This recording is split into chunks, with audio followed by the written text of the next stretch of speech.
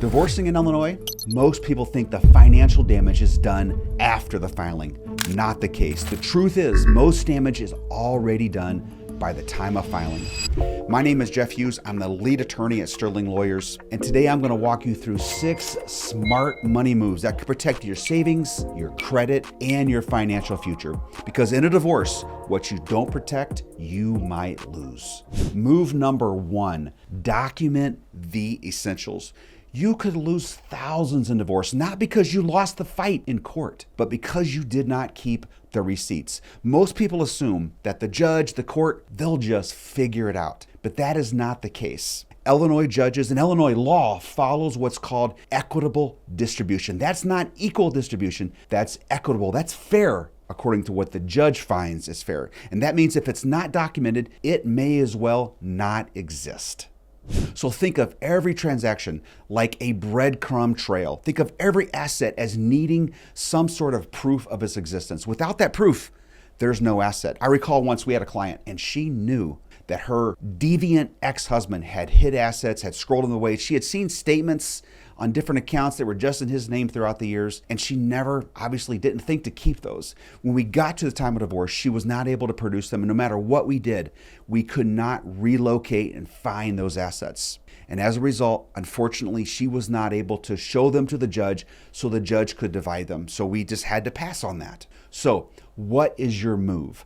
1, copy all bank statements and financial affidavits. Keep track of those things. Photograph all the valuables. Keep a spending log. Save receipts, especially on the big items, because documentation, it feels like busy work, but think of it more as protection and not just busy work. Move number 2, protect your credit. Imagine going through a brutal divorce and being told your credit is too damaged to rent an apartment. In Illinois, even if your divorce decree says that your ex is responsible for a credit card, your name may still be on it. And if so, the creditors, while the law is one thing, they can still come after you because your name is on the card. We had a client once, Mike, of course not his real name, who wanted to be quote fair. So he left joint cards open after separating. And 2 months later, the poor guy found that his charge cards had $9,000 in new charges, new furniture, new electronics. His credit score dropped 100 points as a result. And so the downstream effect of that is he was not able to get the house that he wanted when he wanted it. He had to wait a year for that credit score to go back up, to get within the range where he could qualify for the mortgage rate that he needed. So what's your move? Your move is to pull your credit report right now. Monitor all of your joint accounts. So freeze or close all shared credit cards. Make sure the other party knows that you've done it and that it does not violate a current temporary order that may be in place as a part of your divorce. Also, as you're moving through your divorce, manage your affairs consistent as you manage them prior to filing. Don't do anything that's volatile and out of the norm as to what you've done throughout your marriage and throughout at least the past year or so. Also, open up another credit card in your name, but don't use it. Keep it there. Let the balance be wide open. The way the credit card system works is the more available credit you have, the better your score. And remember that your credit is so valuable coming out of a divorce as you seek new loans, especially for a house, and in some cases, even to get an apartment. Credit does not blow up and break loudly. It crumbles quietly until it's too late. Move number 3, handle your retirement accounts correctly. You've spent years building your retirement, but one wrong, uninformed move could blow it all up overnight. Illinois courts consider retirement accounts to be marital property, but the real danger comes often when uninformed clients attempt to protect their money by moving it early. I recall once a gentleman came in to see us and he had pulled $60,000 out of his 401k prior to filing. And he thought this was being clever, somewhat protectionist of his assets. No. What it resulted in was a 10% penalty to him for doing that and a huge tax bill that his soon-to-be ex-wife was not going to share in, along with the penalty. So it ended up costing him thousands of dollars. In the court, they still split it as marital property anyway. So this poor man, he got hit twice, once by the IRS and once by the judge. So what's your move in this case? Okay, 1, start with getting all of the current assets. Don't touch the money. as you go through the divorce and as it's divided, if it's divided as a part of your marital estate, you can do it through a mechanism called a qualified domestic relations order. And you won't lose a tax penalty. You won't lose money to the IRS in the form of a tax penalty. So there are methods to do it correctly. So just be patient as you're moving through your divorce. Move number 4, smart spending strategies. Every dollar you spend during a divorce is being watched. Big purchases, large withdrawals, canceling policy, it can all raise red flags, and even serious red flags that could damage your credibility with a judge.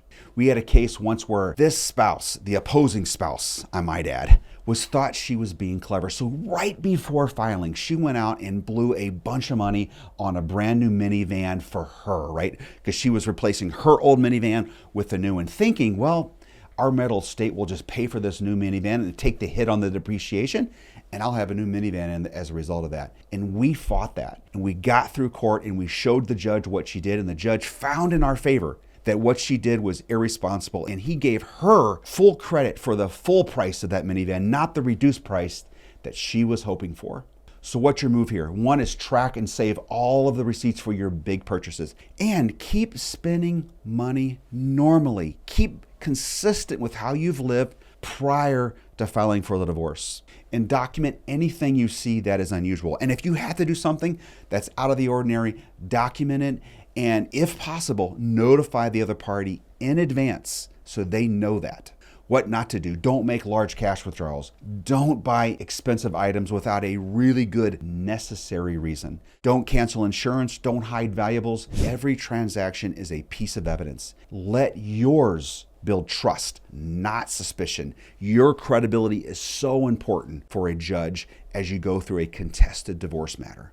Move number 5, protect business interests. You've built your business from the ground up, but in a divorce, even the company that you started prior to marriage can be up for grabs. Why? Because income and growth that was acquired during a marriage can be considered marital property, and it almost always is. I recall once we had a case, and the other party, the husband in the case, had a business, and this guy thought he was being clever and he could outsmart the system. So what did he do? For his business, he delayed jobs. He deferred revenue into later years, hoping that that delayed revenue, which would depreciate the value of the business, would work in his favor. He undervalued invoices, he hid cash, he brought in expenses into the business that he hadn't done normally before, and we could see all of this irregularity happening. So we got a forensic accountant. The forensic accountant came in and uncovered all of this dude's shenanigans, and we pounded him in court. So what was the result for him? The judge saw right through it. He got huge penalties. Everything that could go either way went against him. And as a result, our client got a much bigger payout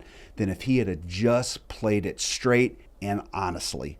So what's your move in these cases? Don't create separate books. Keep your business income steady. Don't hide, delay, or fudge the numbers. Get your valuation early, and don't mix personal expenses with business expenses. Transparency is your best strategy as you go through this, because shortcuts can look like guilt even when they are not.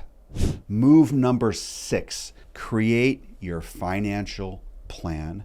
Winning a divorce doesn't mean winning your future. We've seen people walk away with the house, the car, even a big payout, and still come up broke months and years later.